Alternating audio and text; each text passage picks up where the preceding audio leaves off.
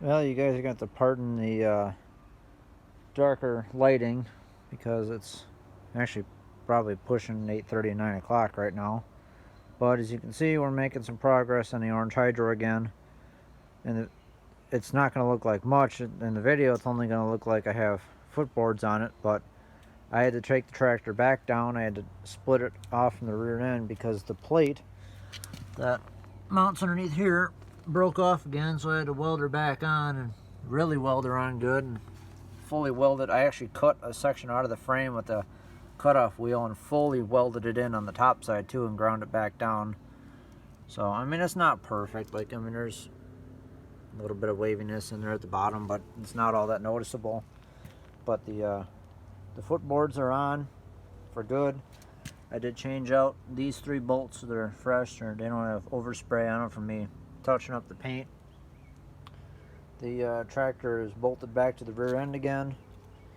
I actually started putting the hydro lever back in, and if you notice, we have a steering shaft in it, and we have working steering. That's all sloppy because all the tie rods are just in there loose because those are not painted yet. Those have to come out and get painted or wire wheeled and then clear coated, so that way, I mean, technically they should be bare, but we'll see what I have time for. I might just take them to work and wire wheel them at work.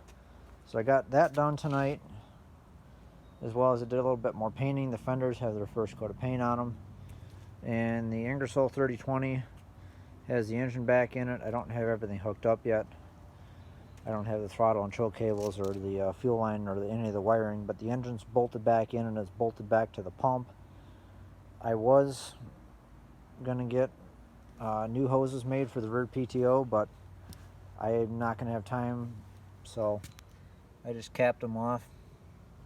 So it will have a non-functioning rear PTO, and I just took one of the PTO lines that I think was still good, and I looped the regulator block that splits off for the steering. I looped that straight to the travel control valve, because the way that this is plumbed is it comes out of that regulator block, comes up to the PTO, actually it comes up from the bottom, and then it comes through the PTO back down to the travel control valve, so it's a flow-through system. And being that that one of the return hose had a small pinhole in it, it would piss oil like crazy.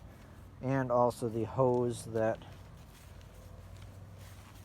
it's going to be kind of hard to see, but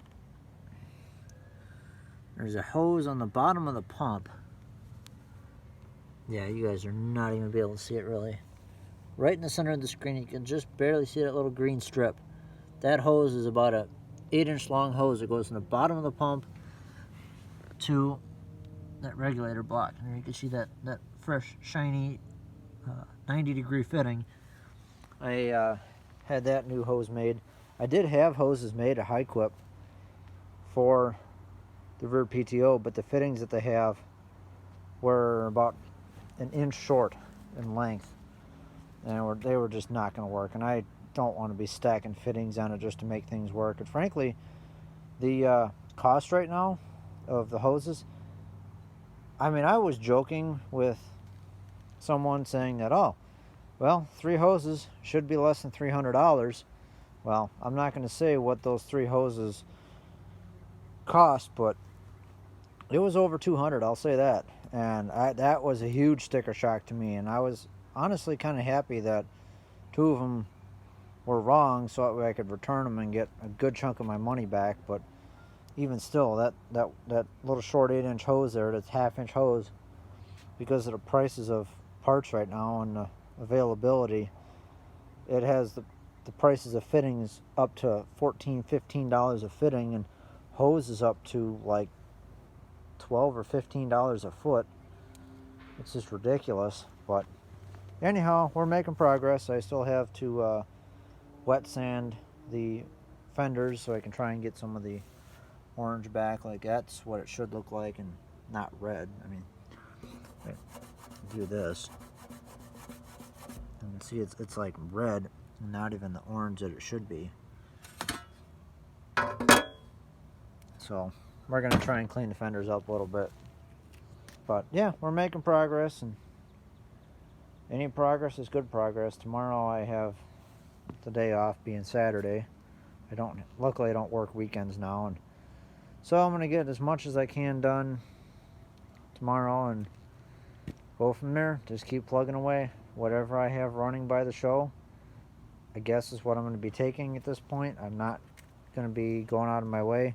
I will say right now that the yellow Hydro Drive and the 71 HT14 are not going to be making it to the show. A, they're buried in the front of the garage. B, the HT14 is a broken dash again, and I just don't have time to fix it and fix it the right way. That tractor's a real nice tractor, but I'm hoping I can have this thing done by then. And tomorrow I'm going to dig the engine out and get a coat of paint on the engine, because that's pretty much where I'm at. I need to get the hydro linkage all hooked up and get the clutch pedal in, and once all that's done, the engine can go in, and then we're pretty much on the home stretch from there, because then the wiring can be laid out, battery tray can go in. Well, once the starter generator and all that stuff's bolted to the engine and the clutch is bolted to the engine, battery tray can go in, dashboard can get dropped on, the electrical routed through the dash, put the seat springs on it, fenders on it, put a seat on it, hood and grill, and bam, we've got a tractor.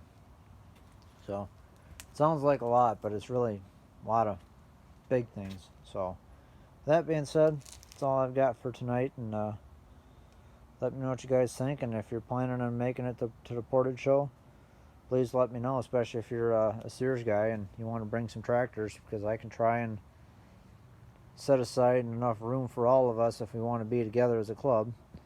And if you're just coming as a spectator, look for the big Portage banner with the HT14 on it and the Sears SS PTC banner, and you'll find me. So that being said, enough of this.